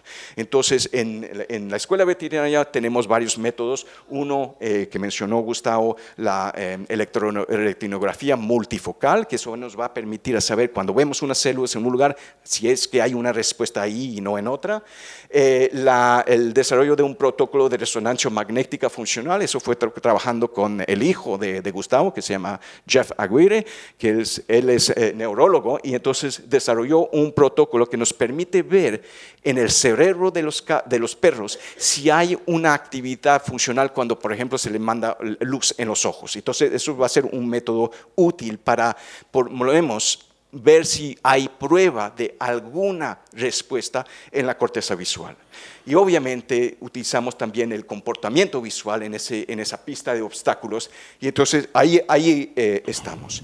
El año pasado me invitó Santa Nieves a dar una charla en Puerto Rico y mi charla terminó casi, era similar, terminó aquí y me preguntaron, una persona me preguntó, ¿y cuándo? ¿Cuándo será que esa técnica podrá estar en pacientes? Y yo, teniendo mucho cuidado, dije, mire, tenemos como 20 años, 17 años, después de los resultados en el Lancelot, para tener una terapia génica en humanos. Yo veo que la terapia celular, 5, 10 años. Pues me equivoqué. Me equivoqué porque hace un mes, un poco más de un mes, dieron la autorización, la Agencia del Medicamento de los Estados Unidos, la FDA, dio la autorización a esa compañía Blue Rock, que es una filial de Bayer, y esos son resultados que provienen de los estudios del grupo de nuestro colaborador David Gamm. ¿Okay? Dieron la autorización que empezaran ensayos clínicos en humanos con células pluripotentes diferenciadas en fotorreceptores para fase 1-2. Fase 1-2 significa seguridad, asegurarse de que no es tóxico el tratamiento y de ver si por acaso se ve un poquito de señal de recuperación visual. Entonces, ahí estamos, no hay todavía, no están reclutando, van a reclutar en los Estados Unidos, eso sí se sabe, pero no ha empezado todavía el ensayo clínico, pero se supone que definitivamente en el 2025, por lo menos en el 2026, ya van poco a poco a involucrar a pacientes. Y con eso quería agradecerles y agradecer diciendo otra vez, es que este trabajo, lo que les presenté, que hemos hecho ya desde empezamos hace 6 años, involucra a una cantidad de investigadores que tenemos aquí en la lista y el tipo de financiamiento del NIH, del Fighting Blindness Canada y de la Fundación Fighting Blindness. Y con eso quería agradecerle mucho por su ¡Bravo! ¡Bravo! Arriba, Loki. Loki. Sí. ¿Dónde estás, William? ¿Dónde está William? Estoy buscando a William para darle la mano, pero no. Estoy Gustavo. Hola, ¿cómo estás? Oye, muchas gracias, William. Y además nos trajiste esta tan buena noticia. Ya sabemos, entonces, empezamos con ensayo clínico en células madre. Wow, estamos avanzando. Ya, chiquillos, ahora se viene el coffee. Ya, 25 minutos, ni uno más ni uno menos, ya. Así que es saliendo a la derecha y luego a la izquierda. Es como un patio interno, ¿vale? 25 minutos y partimos de inmediato y parte Nicolás Cuenca. El diagnóstico hace mucho, con optogenética. Tiene un impacto importante en el pronóstico, tanto del pronóstico de la reaplicación de la retina con una cirugía, como también de la oportunidad de recuperar visión. Es decir, si un paciente es diagnosticado y tratado rápido, es decir, dentro de los primeros 4 o 5 días, su pronóstico visual es muy superior a un paciente que pasaron 3 semanas con la retina desprendida. Doctor, si tenemos un miope o un alto miope, ¿qué le podríamos nosotros aconsejar a esta persona, ya que claramente podría tener un desprendimiento de retina? La alta miopía es causada por una elongación anormal del globo ocular. Por lo tanto, los pacientes altos miopes a lo largo de su vida tienen más riesgo de desarrollar una serie de enfermedades oftalmológicas mayor que la gente no miope. Un paciente alto miope, como lo que tú señalas, puede desarrollar catarata más joven, glaucoma más joven y lamentablemente puede desarrollar desprendimiento de retina. Si un paciente alto miope tiene una pérdida súbita de visión de un ojo o de un sector de la visión de un ojo, o tiene síntomas como intensos flash o destellos de luces, debe acudir a una evaluación oftalmológica para descartar que no esté cursando con un desprendimiento de retina. Muchísimas gracias, doctor. Ha sido un gusto, un honor poder estar compartiendo estos minutos con usted. Muchas gracias.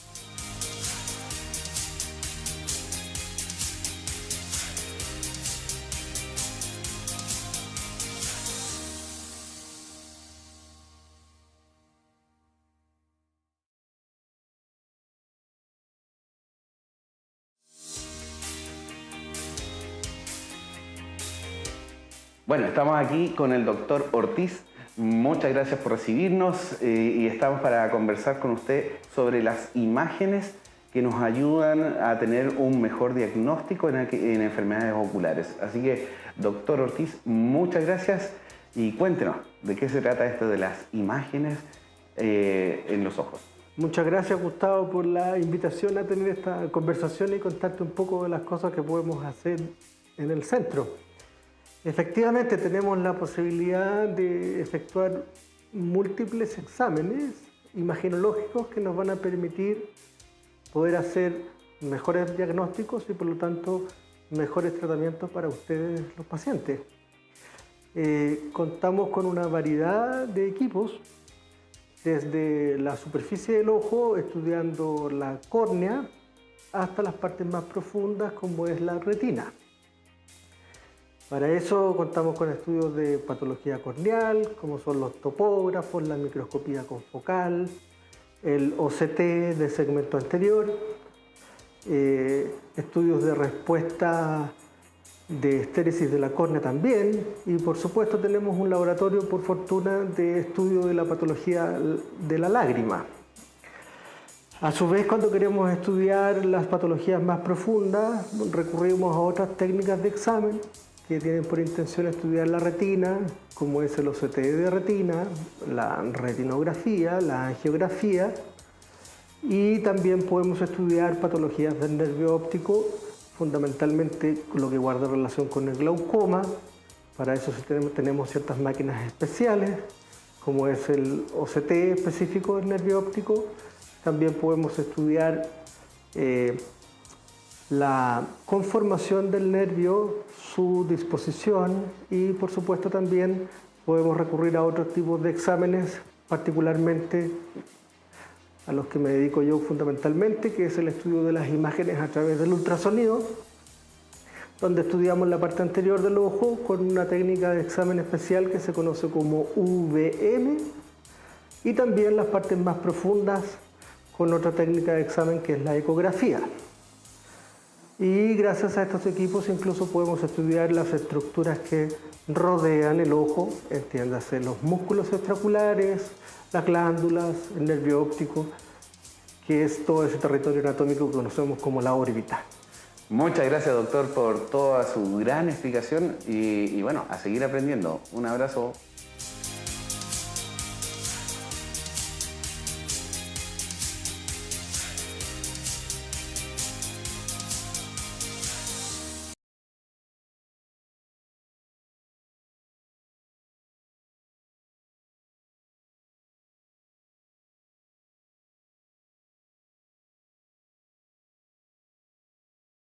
Bien, ya estamos listos para nuestra primera conversación porque al menos 153.000 personas, según la última encuesta nacional de discapacidad, tienen ceguera permanente y 4.6 millones tienen algún tipo de discapacidad visual.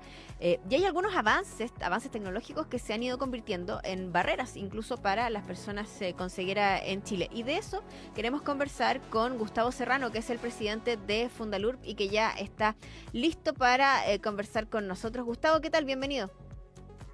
Hola, muy buenas tardes. ¿Cómo estás tú? Qué gusto de estar con ustedes. Gracias a ti por estar hoy día con nosotros para conversar sobre este tema que es bien relevante y que probablemente uno no se detiene mucho a pensar sobre esto, y hablamos de estas barreras modernas, ¿no? ¿Y a qué nos referimos con estas barreras modernas? Probablemente a todas estas pantallas táctiles que no tienen incorporada alguna tecnología pensada precisamente para las personas con ceguera. ¿Cómo lo has visto tú? ¿Cuál es ese diagnóstico que ustedes hacen? Oye, mira, según la Organización Mundial de la Salud, la discapacidad más numerosa por lejos es la discapacidad visual. Con el 40% de las personas con discapacidad tenemos discapacidad visual. El 30% tiene discapacidad física y el resto de las discapacidades sería el otro 30%. Entonces, somos los más numerosos, pero irónicamente somos los que la sociedad menos ve. Entonces, eso queda de manifiesto en las tareas cotidianas. Por ejemplo, no sé, por lo menos 4 veces al día en promedio, las personas vamos y compramos algo en el comercio y pagamos con nuestra tarjeta débito o crédito y nos pasan esa maquinita, ¿cierto? La maquinita de postpago. Nosotros ya tenemos que confiar en que estamos pagando el monto o que ingresaron el monto adecuado a la máquina. Y ahora están cambiando las máquinas por máquinas táctiles. Entonces, además, tengo que entregarle mi número secreto al vendedor. Entonces, es como para que se den cuenta un poco los auditores, lo poco visibles que somos las personas con discapacidad en nuestra sociedad, que se entre comillas, es como que la sociedad nos discrimina a ese gran nivel. ¿Ya? Bueno, después además los cajeros automáticos se están cambiando todos a táctil, otro problema más para nosotros, y así sucesivamente. Podríamos enumerar muchas cosas, querida amiga, con respecto a cómo la tecnología, entre comillas, que más allá de la tecnología es la poca accesibilidad en la que piensan al desarrollar la tecnología, porque bastaría con un botoncito que uno pudiese apretar y que esta maquinita nos hablara. ¿Cachai? Sería muy sencillo. Y así podemos enumerar muchísimas cosas. Y así que estamos trabajando en aquello. De hecho, ahí en el Congreso de la Nación hay un proyecto de ley para que las empresas del rubro financiero adecúen toda esta tecnología para personas también con discapacidad visual. Somos, tal como tú decías, o sea, 153.000 personas ciegas y 350.000 personas en nuestro país que tienen baja visión severa. Gustavo, ahí hay algo clave en lo que tú decías, porque el problema no es la tecnología, sino la poca accesibilidad, porque al mismo tiempo mucha tecnología ha avanzado precisamente para hacer o ser más accesible, probablemente no esta que es de uso cotidiano y que sería muy importante ponernos al día en aquello, pero ¿de qué manera la tecnología también ha avanzado para ser más accesible? O sea, mira, tengo muchos usuarios aquí en la fundación, que nosotros hacemos rehabilitación a personas con discapacidad visual gratuita aquí en nuestra fundación, a todas las personas con discapacidad visual, y llegan muchos que estudiaron, no sé, en la década de los 90, por ejemplo, y claro, ahí en ese tiempo la accesibilidad era muy precaria. Teníamos que tratar de buscar libros que estuvieran impresos en braille y que son muy pocos. Hoy día, tanto el teléfono como los computadores tienen sistemas que nos proveen a través del audio la posibilidad de acceder al conocimiento. Más del 80% del conocimiento de todas las personas es a través de la vista. Bueno, hoy día ya tenemos algunas herramientas, gracias a la tecnología, que han logrado suplir en parte esta dependencia de la vista para adquirir conocimiento. Entonces, la tecnología nos ha abierto el mundo a las personas con discapacidad visual, pero también a la vez, cada vez que salen nuevas tecnologías y no están desarrolladas de manera accesible, son una barrera que es muy difícil de que nosotros la podamos sortear sin el apoyo de la ley, del Estado o de por último, de una persona cercana que nos pueda acompañar a comprar y depender un poquito de caer nuevamente en esto de la dependencia. La tecnología nos brinda la posibilidad de mayor independencia y mayor autonomía, pero tiene que ser bien ocupada. Gustavo, estamos conversando con Gustavo Serrano, que es presidente de Fundalur, una fundación que se dedica precisamente a apoyar a las personas con ceguera total a reinsertarse en la sociedad y tú hablabas de la necesidad de políticas públicas que empujen precisamente estos avances. ¿Qué ejemplos hay en otros países del mundo? ¿Cómo se avanza? ¿Cuáles son las propuestas que se hacen también para que esto se aborde? Fíjate que tenemos en Chile una ley, que es la ley 20.422, que es una ley muy buena como ley. ¿Ya? Es decir, fue una ley promulgada en febrero del año 2010, que vino a contestar un poco la Convención de Derechos Humanos de las Personas con Discapacidad de la ONU del año 2006, que nosotros aprobamos el año 2000, o ratificamos el año 2008, y a través y por ello se crea esta ley 20.422. Es muy buena ley, pero no se cumple. De hecho, como no hay ente fiscalizador de esta ley, no hay cumplimiento de la misma. De hecho, en esta ley está claramente articulado la accesibilidad universal para todo espacio público y también para toda fuente de conocimiento general. Entonces, deberíamos de cumplir esa ley y estaríamos perfectos. Tenemos una ley, esa ley es como, te diría, está a la par de la ley, por ejemplo, de España. ¿Ya? Entonces, creo que la ley la tenemos. Nos falta quizás mayor voluntad, nos falta mayor empatía